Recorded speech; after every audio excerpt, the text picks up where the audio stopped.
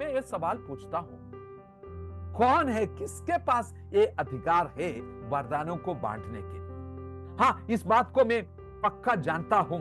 पौलुस कहते हैं तीमुथियुस को, जब तुम्हें सेवकाई के लिए अलग किया था, नियुक्तिकरण का समय प्राचीनों ने तुम्हारे ऊपर हाथ रखा था, जो वरदानें तुम्हें मिली है उसके बारे में जिक्र करते हैं, फैन इट इनटू फ्लेम। लेकिन वो वरदान क्या थे? बुलाहट के लिए परमेश्वर के सामर्थ, बुलाहट को अच्छी रीति से पूरा करने के लिए परमेश्वर का सामर्थ। परमेश्वर जिसको बुलाते हैं उसको अभिषेक भी करते हैं, और प्राचीनों जब उनको अलग करते हैं नियुक्तिकरण के समय, परमेश्वर की बड़ी आशीष उन पर रहते हैं।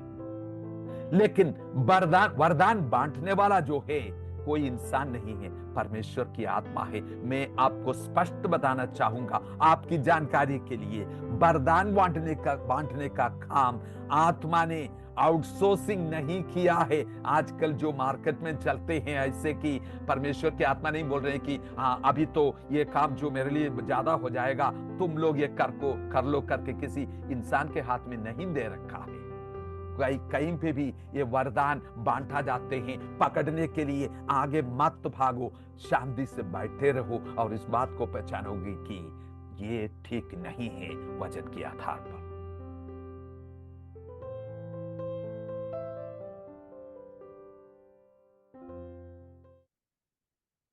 हमारे उद्धारकर्ता और जीवित परमेश्वर प्रभु यीशु मसीह के अतुल्य नाम में फिर एक बार आपको स्वागत है। आज की सभा में जो बेदारी के विषय में कुछ बातें जो आपके सामने पिछली बार मैंने रखा था, उसी के आगे कुछ बातें मैं आज बताना चाहूंगा। ये दूसरा पार्ट है बेदारी के जो विषय में।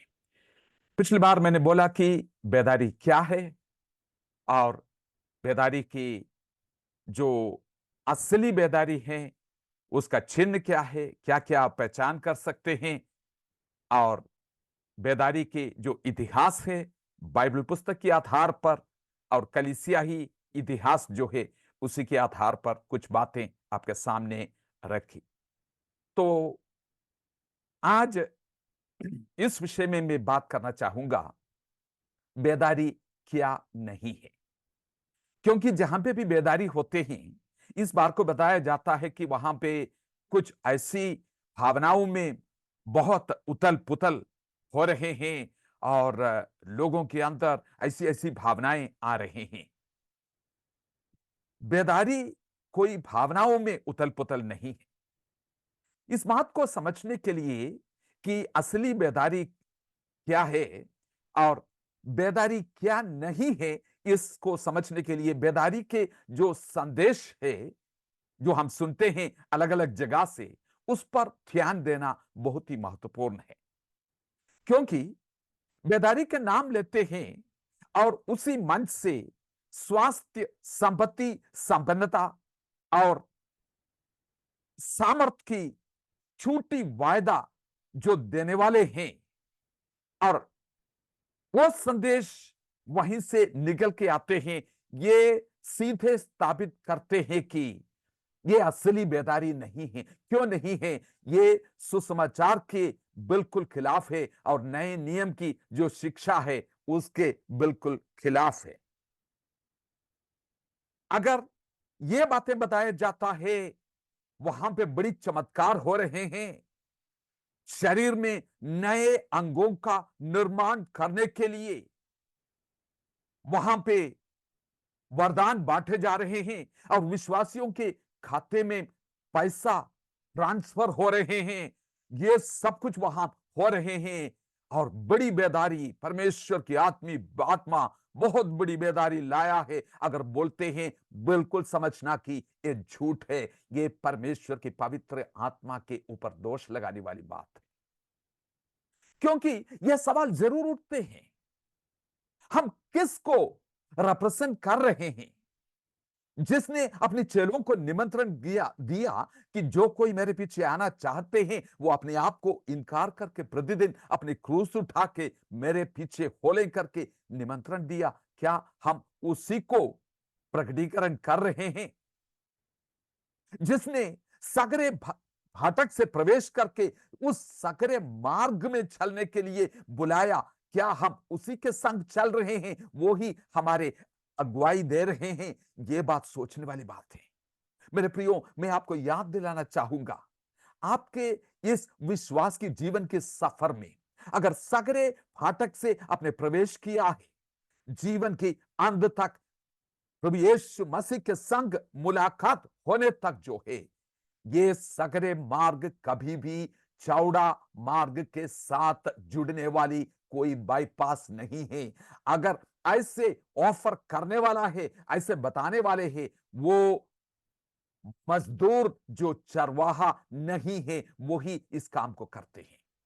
मैं इस बात पर अचंभित होता हूं, क्योंकि परमेश्वर की डर और भय क्यों नहीं है ऐसे लोगों के जीवन में, जो परमेश्वर के वचन के साथ तोड़ मरोड़ करते हैं और खिलवाड़ करते हैं। मेरे प्रियो, धोखा न खाए। जैसे जैसे प्रभु का दिन निकट आते हैं, बहुत सारे भविष्यद्वक्ता खड़े उठ जाएंगे, झूठे भविष्यद्वक्ता खड़े उठ जाएंगे और धोखा और लुभाने वाली आत्मा से भरे हुए बहुतों को वो भरमाएंगे। हो सकता है कि चुने हुओं को भी ध्यान रखना। बड़ी आंसू के साथ जो चरवाहे हैं, उन लोगों को मैं बताना चाहूंगा, जाग उठिए, अपनी भेड़ की रखवाली कीजिए, क्योंकि मेरे प्रियो, ये आपकी जिम्मेवारी है उनकी रक्षा करना। प्रभु यीशु ने लहू देके उनको खरीद के उनकी रखवाली करने के लिए आपके हाथ में सौंप दिया है, तो ये आपकी जिम्मेवारी बैठते हैं। किसी भी किस्म की संसारिकता के साथ समझौता में ना पड़े। अगली बात, जो असली बेदारी है, उस बेदारी का परिणाम क्या होगा? जागृति का परिणाम क्या होगा? जहां पे परमेश्वर की आत्मा कार्य करते हैं, वहां पे लोग ताजगी और प्रभु के साथ घनिष्ठता में बढ़ते हुए आपको दिखाई देंगे। जो बुरी बातें हैं, जो परमेश्वर के प्रिय नहीं है, उन चीजों को छोड़ के पवित्रता की ओर बढ़ते जाने वाली एक लोगों को आपको दिखाई देगा। असली बेदारी का एक और परिणाम है टूटा और पिसा हुआ मन। यशायाह की पुस्तक 57:15 वहीं पे इस प्रकार से लिखा है कि ये टूटा हुआ मन, खेदित और नम्र मन वाले, खेदित और नम्र मन वाले। अंग्रेजी में इस प्रकार से लिखा है कि God revives the spirit of the lolly and revive the heart of the contrite. नम्र लोगों के हृदय और खेदित लोगों के मन को हिंदी में लिखा है कि हर्षित करेंगे, लेकिन उसकी सही अनुवाद इस प्रकार से होगा कि परमेश्वर उनके मन में उन बेदारी ला रहे हैं, हृदय में बेदारी ला रहे हैं। उस नम्र हृदय में, नम्र लोगों के जीवन में ताजगी और जागृति ला रहे हैं, नम्रता और टूटापन। और यह बात हुई, उसके परिणाम स्वरूप में आप देखेगा कि प्रभु यीशु मसीह की सुसमाचार के लिए, परमेश्वर के वचन के लिए एक असाधारण लगन लोगों के अंदर पैदा होते हैं।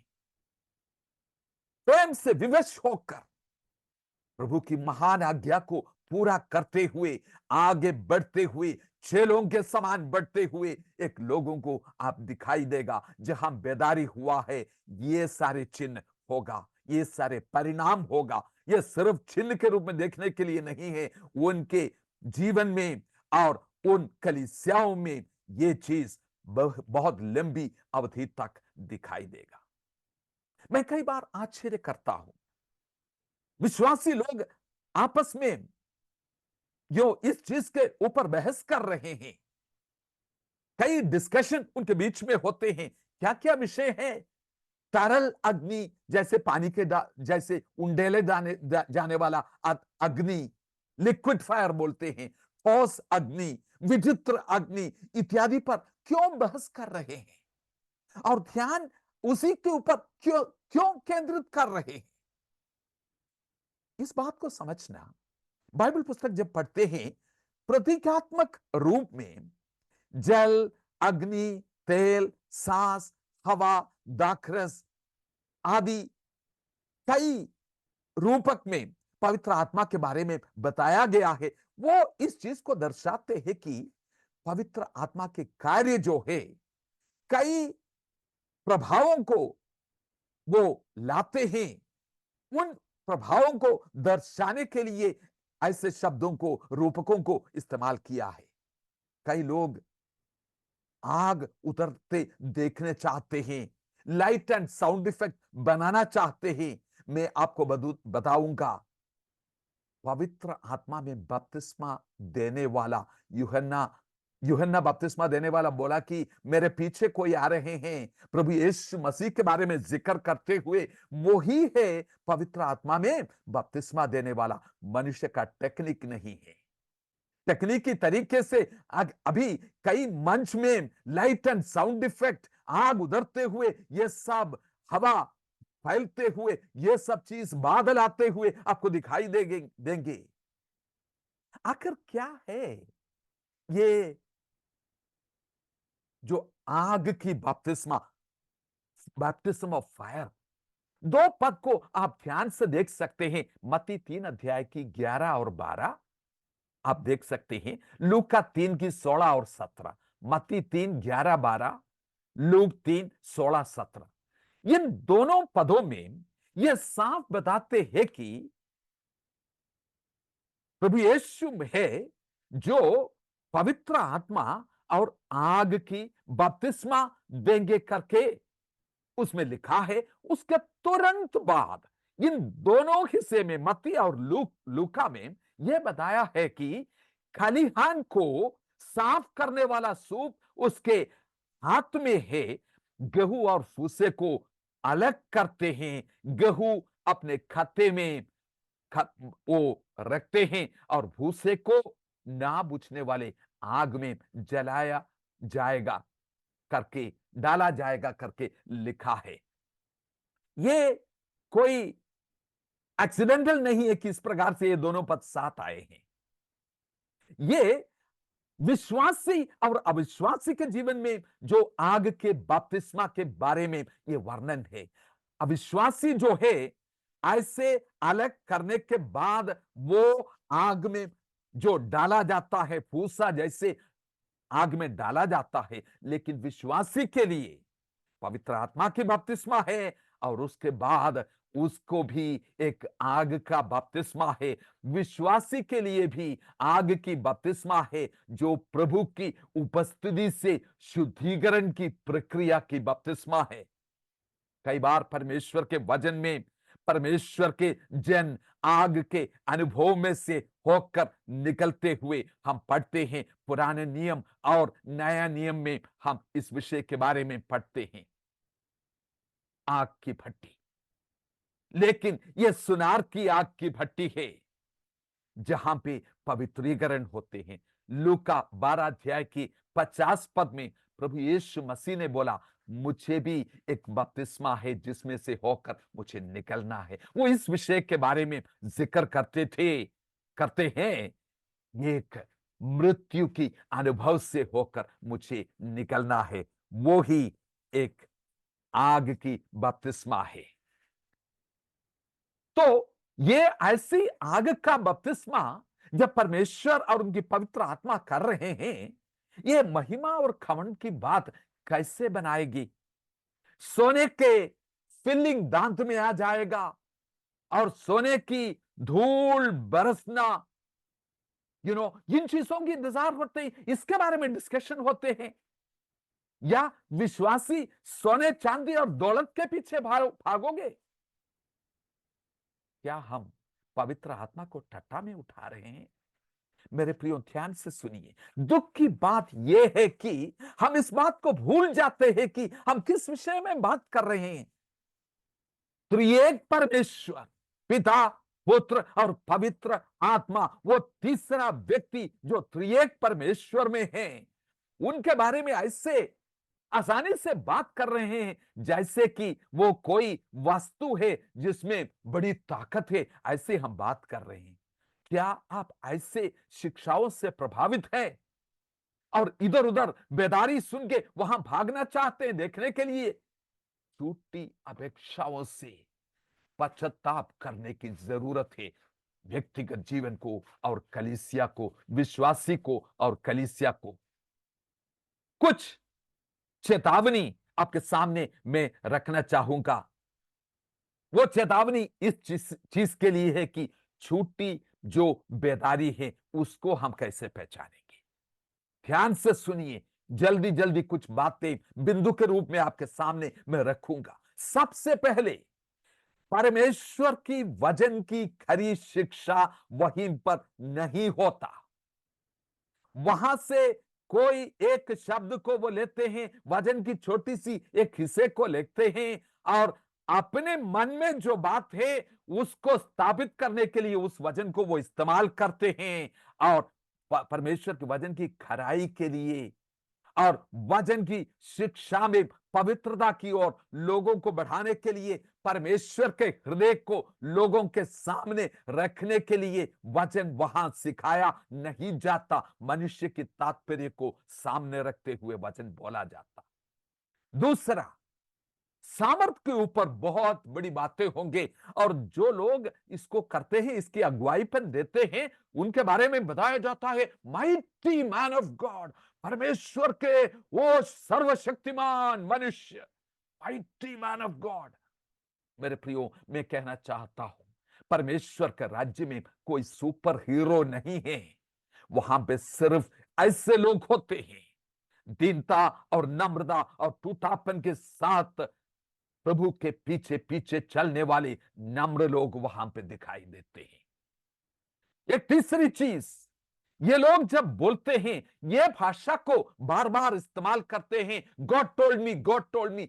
प्रभु ने मुझे बोला, मैं वहां पर बैठ के चारपाई में बैठ के चाय पी रहा था और एकदम प्रभु ने मुझे बोला ये करो, वो करो, मेरे लोगों को ये बोलो। प्रभु ने पुराने नियम की जो भविष्य देखता है ना, उसकी जैसे दिखाई देते हैं। यह भाषा प्रभु ने मुझे बोला, बड़ी हल्की रूप से वो बोली देते हैं।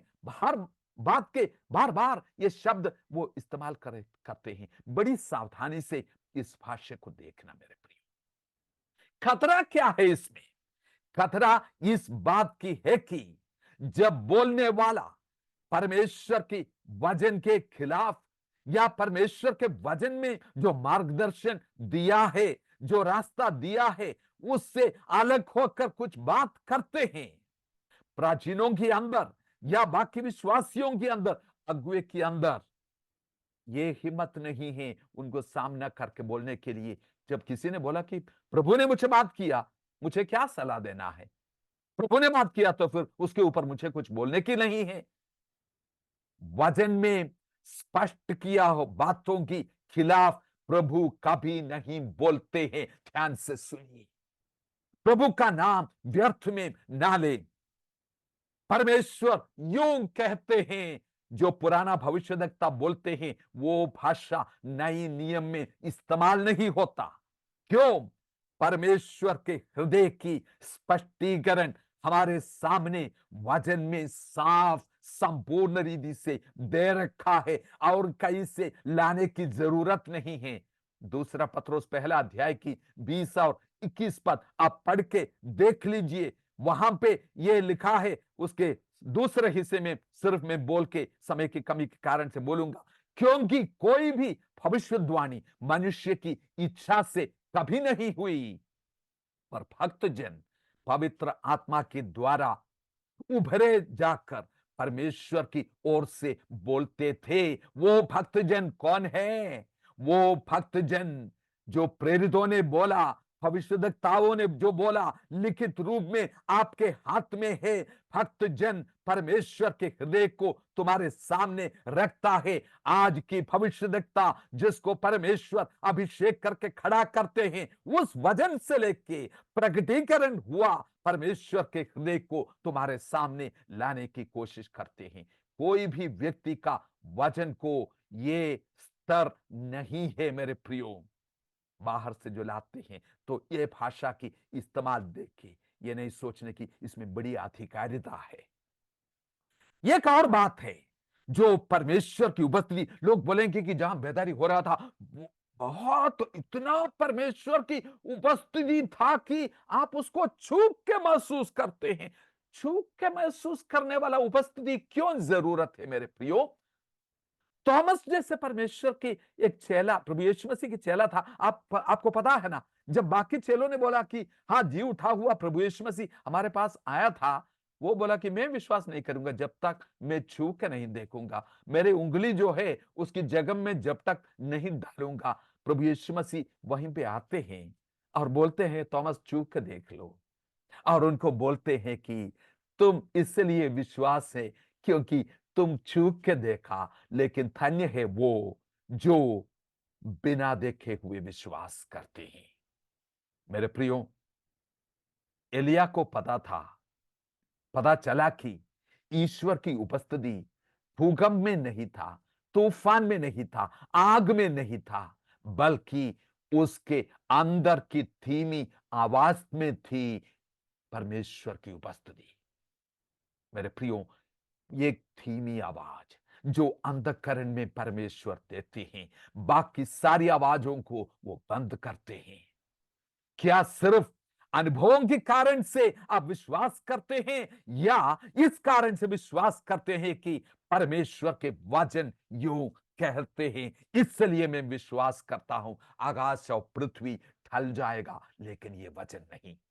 पहला पत्रोस 1:8 जो है मेरे एक बहुत ही पसंदीदा पद है। वहां पे लिखा है कि तुमने उसको देखा नहीं है फिर भी प्यार करते हैं, अभी भी तुम उसको नहीं देखते हैं, उस पर विश्वास करते हैं और बहुत ही आनंदित होते हैं। विश्वास की आधार अनुभव नहीं, प्रभु के वचन है। फिर से मैं दोहराऊं, विश्वास की आधार अनुभव नहीं, प्रभु का वचन है मेरे प्रिय। दूसरी एक और बात, वहां पे बेदारी के जो बड़ी दावा करने वाले लोग जो है इसको बताते हैं कि यहां पे बहुत वरदाने बांटा जाता है। वरदान बांटने वाले वजन की आधार पर नहीं, वो अपनी कहानियों की आधार पर अपनी आधिकारिता को व्यक्त करने के लिए कोशिश करते हैं, स्थापित करते हैं। मैं ये सवाल पूछता हूं, कौन है, किसके पास ये अधिकार है वरदानों को बांटने के लिए? हाँ, इस बात को मैं पक्का जानता हूं। पौलुस कहते हैं तीमुथियुस को, जब तुम्हें सेवकाई के लिए अलग किया था, नियुक्तिकरण का समय प्राचीनों ने तुम्हारे ऊपर हाथ रखा था, जो वरदानें तुम्हें मिली है उसके बारे में जिक्र करते हैं, फैन इट इनटू फ्लेम। लेकिन वो वरदान क्या थे? बुलाहट के लिए परमेश्वर के सामर्थ, बुलाहट को अच्छी रीति से पूरा करने के लिए परमेश्वर का सामर्थ।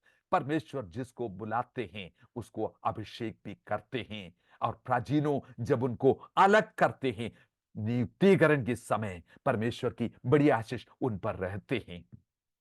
लेकिन वरदान वरदान बांटने वाला जो है कोई इंसान नहीं है, परमेश्वर की आत्मा है। मैं आपको स्पष्ट बताना चाहूंगा आपकी जानकारी के लिए, वरदान बांटने का काम आत्मा ने आउटसोर्सिंग नहीं किया है। आजकल जो मार्केट में चलते हैं ऐसे कि परमेश्वर की आत्मा नहीं बोल रहे हैं कि हाँ अभी तो ये काम जो मेरे लिए ज्यादा हो जाएगा, तुम लोग ये कर लो करके किसी इंसान के हाथ में नहीं दे रखा है। कहीं पे भी ये वरदान बांटा जाते हैं पकड़ने के लिए आगे मत भागो, शांति से बैठे रहो और इस बात को पहचानोगे कि ये ठीक नहीं है वजन के आधार पर। उनकी फोकस जो है, एक और बात, मिरेकल्स, चिन्ह और चमत्कार के ऊपर बड़ी बड़ी डींग मारते हैं। हम यहां गया था, वहां गया था, ये हुआ था, वो हुआ था। इसमें अचंभे की बात क्या क्या है? मुझे खुद पता है, अपनी जीवन के काल में मैंने बहुत चिन्ह और चमत्कार को देखा है। परमेश्वर का वचन कहते हैं कि ये जो है विश्वास करने वालों में ये चिन्ह होंगे। जहां सुसमाचार की प्रचार होते हैं, परमेश्वर की आत्मा इस कार्य को साथ साथ करते रहते हैं। वो अकंपनी करने वाली चीज से उसको सेंटर स्टेज कैसे दे दिया? बड़ी बड़ी दावा डींग मारते हैं कि हमारे कलीसिया में आने वाले विश्वासियों को कभी कोई बीमारी नहीं होता, सब इधर चंगा रहते हैं। ये बिल्कुल वचन की खिलाफ है। ये संसार में तुम्हारे लिए क्लेश है, बीमारी है। बहुत सबूत आपके सामने मैं रख सकता हूं इस विषय के आधार पर। पौलुस अपने पत्रियों में इन विषयों के बारे में कितना साफ लिखते हैं, अपने सहकर्मियों के जीवन के बारे में और खुद के जीवन के बारे में। एक और चीज, स्थान मान सम्मान के साथ उनको संबोधित करना है। परमेश्वर के दासों को वो टाइटल जो है ना, स्थान मान और सम्मान, इसके साथ ही उसको संबोधित करना, क्योंकि ये महान दास है। ये स्वयं घोषित, प्रेरित और भविष्यद्वक्ता जो है, वो चाहते हैं कि सब लोग इस स्थान से, इस टाइटल से हमें संबोधित करें। प्रेरित और भविष्यद्वक्ता सो अनसो, उसी नाम लेकर घूमने वाले जो लोग हैं आज, जो स्वयं घोषित, प्रेरित और भविष्यद्वक्ता, ये समझ लो कि ये परमेश्वर की ओर से नहीं है मेरे प्रियो। और दूसरी एक और बात, आप ऐसी सभाओं में देखेंगे जहां पे झूठी ये बेदारी हो रहे हैं। लोगों को बताया जाता है कि अन्य भाषा में बोलते जाओ, बोलते जाओ, बोलते जाओ, बंद नहीं करना। अन्य भाषा और वरदानों के ऊपर बहुत जोर है, लेकिन वहां पे एक बार भी नहीं सुनेंगे आत्मा के फल तुम्हारे जीवन में होना चाहिए। और वो ये चीजें हैं, अगर पवित्र आत्मा के भरे हुए जीवन तुम जीते हैं को, ये तुम्हारे अंदर होना चाहिए, वो सुनाई नहीं देता। वो लोग जो है अपनी उपलब्धियों का श्रेय लेना और घमंड करना पसंद करते हैं। जब ये सारी चीजें चारों तरफ हो रही हैं, मैं आपको ये बात जरूर बोलूंगा, आपकी और मेरा ईश्वरीय जो प्रतिक्रिया क्या है इस चीज के लिए, एक प्रत्युत्तर क्या है इस चीज के लिए। हम उनकी आलोचना करने के लिए नहीं है। आप पूछेंगे कि फिर आप क्यों आलोचना कर रहे थे? मैं इसलिए ये आलोचना नहीं कर रहे थे, जो विश्वासी भोले नहीं रहना है, जो विश्वासी अच्छी समझ के साथ प्रभु के संग चेले के जीवन में जीना चाहते हैं, वो धोखा न खाए, इसलिए इन बातों को आपके सामने में रख रहा हूं। हमारा रिस्पॉन्स ये है कि ईश्वरीय टूटापन से जो बेदारी शुरू होते हैं, वो टूटापन हमारे अंदर दिखाई दे। जो सेवकाई मेरे प्रियो अभिषेक और वरदानों से बनाया गया है, बन गया है, वो जो है चरित्र की कमी के कारण से एकदम गिर सकते हैं। आपने अपने जीवन काल में देखा है कि बड़ी चमत्कार और चिन्ह करने वाले यहां गिरा वहां गिरा, आपने सुना है। ईश्वरीय चरित्र के ऊपर ध्यान दे। हम बोलेंगे कि परमेश्वर ऐसे लोगों को इस्तेमाल करते हैं जो सिद्ध नहीं है। हाँ, एक स्तर तक मैं इसमें सहमत हूं। हमें से सब में कमी होते हैं, लेकिन घमंडी और स्वयं की तात्पर्य पर निर्भर होने वाले लोग जो है, परमेश्वर उनके खिलाफ है।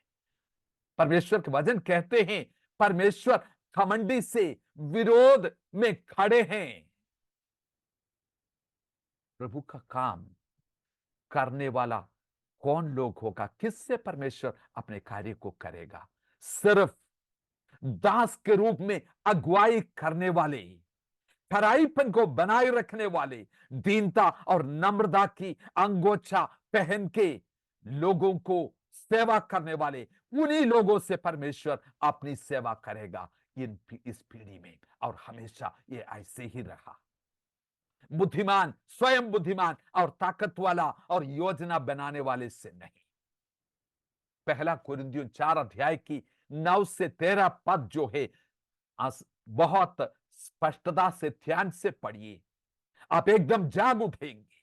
सेलिब्रिटी संस्कृति के लिए एक तीखी फटकार इस वचन में आपको मिलते हैं। प्रेरितों अपने बारे में क्या क्या बताते हैं, लोग हमारा चट्टा उठाते हैं, दुनिया के सामने मूर्ख हम दिखाई देते हैं, कमजोर दिखाई देते हैं, हमारी कोई आदर और महिमा नहीं है, हमारी कोई ऐसी आभूषण नहीं है, हम कई बार बेघर दिखाई देते हैं और बहुत कुछ होते हैं। सब कुछ समराइज करके वो आखिर में बताते हैं, हम आज तक जगत की कूड़े और सब वस्तुओं की कुर्छन की नाई ठहरे हैं। कौन? श्रेष्ठ प्रेरित सब वस्तुओं की कुर्छन की नाई ठहरे हैं। क्या उनके पास सामर्थ्य नहीं, इसलिए ऐसे हो रहे हैं? प्रेरित पौलुस इस बात को लिखते हैं मेरे प्रियो, और हमको वो कहना चाहते हैं, ये आपको शर्माने के लिए नहीं। मेरे प्रियो, इंसान की मान और सम्मान परमेश्वर के सामने घृणित चीज है। मैं उन लोगों से पूछना चाहता हूं, प्रेरित, भविष्यवक्ता, मैन ऑफ गॉड, ये टाइटल तुम बहुत पसंद करते हैं, लेकिन ये टाइटल क्यों पसंद नहीं करते हैं कि मैं प्रभु यीशु मसीह के लिए हमेशा की उसकी गुलाम हूं? इस पर घमंड क्यों नहीं करते? सामाजिक मध्यस्थ की प्रार्थना की कोख में जागृति जन्म लेते हैं। कई गुप्त जगह में व्यक्तिगत मध्यस्थ की प्रार्थना और सामाजिक मध्यस्थ की प्रार्थना गुप्त रूप में जहां पे होते हैं, जो जहां परमेश्वर को ढूंढते हैं लोग, वहां पे उसी कोख में बेदारी जन्म लेते हैं। जब हम अपनी परमेश्वर के साथ संबंध को नजरअंदाज करते हुए, सेवकाई को बड़ी औदा और स्थान देते हुए आगे बढ़ते हैं, हम प्रभु के लिए मजदूर तो बन सकते हैं, लेकिन उनके दोस्त नहीं बन सकते हैं। यूहन्ना 15:15 में प्रभु यीशु मसीह ने बोला, आज से लेके मैं तुम्हें दास नहीं बोलूंगा, तुम मेरे दोस्त थे, फ्रेंड है। मेरे प्रियो, हमारे कमजोरियों में उनकी सामर्थ बहुतायत से उतरते हैं। पवित्र आत्मा जो सामर्थ देते हैं सुसमाचार को लेके आगे चलने के लिए, जयवंत मसीही जीवन जीने के लिए, पवित्रता में बढ़ने के लिए परमेश्वर अपने सामर्थ को उंडेलते हैं। लेकिन ध्यान रखना, ये सामर्थ मिट्टी की बर्तनों में उंडेला है। मेरे प्रियो, क्या हम सामर्थ को ज्यादा चाहा उसकी उपस्थिति से बढ़कर? इस बात को चेतावनी में देता हूं, जहां पे प्रभु की क्रूस और लहू से ज्यादा सामर्थ की जिक्र होते हैं, सावधान रहना। परमेश्वर यूहन्ना 17:26 में यीशु मसीह की प्रार्थना के अनुसार एक ऐसी पीढ़ी को तैयार कर रहे हैं जिसके अंदर वो ही प्रेम की बहुत बड़ी मेदारी प्रभु उंडेलने जा रहे हैं, जो प्रेम प्रभु यीशु मसीह की अंदर थी। वो लालायित होकर प्रभु के पीछे चलेंगे। अंत में ये बात को बता दूंगा, सामाजिक रीति में हमें पश्चाताप करने की, व्यक्तिगत रूप में पश्चाताप करने की जरूरत है। नम्रता के साथ प्रभु के उपस्थिति में आए, अपने आप को एक ऐसे समर्पण में लाए, आज्ञा कार्यदास की रास्ता में यीशु के पीछे मैं अंत तक चलूंगा, परमेश्वर की वचन से दाईं बाईं ना हटूंगा। नम्रता और दास की सेवक ये मैं प्रकट करूंगा। ऊंचे स्तर और पदवी से नजर हटाकर कलीसिया की मैं सेवा करूंगा, ये आपका निर्णय है। दुनिया की मूल्यांकन की तरीका को बिल्कुल ही दूर कर दीजिए। एक ऐसे जागृत हृदय जो प्रभु के लिए तड़पते हैं यीशु के प्रेम से, वो आपके जीवन शैली को बदलने पाए। परमेश्वर एक ऐसी पीढ़ी को तैयार कर रहे हैं जिसका नाम और सम्मान की कोई चेहरा नहीं।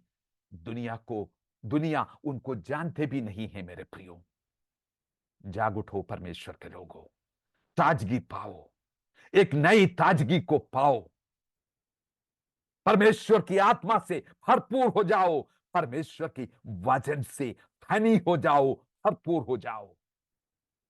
मेरी आशा है कि हमारे इस पीढ़ी में एक और जागृति को हम फिर से देखने पाए, जो कुछ सम, जो कुछ समय के लिए नहीं, एक ऐसी जागृति नहीं है कि आके चले गया, लेकिन जीवन भर के लिए और प्रभु की आगमन तक बने रहने वाला एक जागृति परमेश्वर भेजने पाए। और मेरी आशा और प्रार्थना यह है कि ये बेदारी व्यक्तिगत रूप में आपसे शुरू हो जाए, आपके परिवार में शुरू हो जाए, आपकी कलीसिया में शुरू हो जाए, आपके समाज में होने पाए और प्रभु के घर प्रार्थना के घर बन जाए। इन बेदारी के बारे में ये दो संदेशों को अगर फिर से सुनना है तो जरूर सुनिए, अपनी कलीसिया को ये सिखाइए और जो लोग भटक रहे हैं उनको चेतावनी दे दीजिए और उनको समझाइए। मेरी आशा है कि प्रभु इस वचन के द्वारा आशीष दे आपको। प्यारे परमेश्वर, आपकी सामर्थी हाथों में इन वचनों को मैं सौंप देता हूं। जिन हृदय को आप छूना चाहते इस वचन के द्वारा, बड़ी दीनता और नम्रता और तेरे सामने कांपने वाले एक आत्मा को उन पर उंडेले परमेश्वर। बड़ी दीनता और नम्रता के साथ दास के रूप में सेवा करने वाली, खराईपन से सेवा करने वाली, स्वयं के तात्पर्य को नहीं, परमेश्वर के राज्य को तात्पर्य को रखते आगे बढ़ने वाली एक पीढ़ी को खड़ा करें। बेदारी जरूर आने पाए, ताजगी जरूर आने पाए, जागृति जरूर आने पाए। तेरे दास और दासियों को आपके सामर्थ्य हाथ में देते हैं। आदर और महिमा हम आपको देते हैं। हमारे दुल्हे की आने के लिए दुल्हन को तैयार करे परमेश्वर। आदर और महिमा आपको देते हैं। ये सब कुछ मांगते हैं प्रभु यीशु मसीह के नाम से, आमीन। God bless you, God bless you.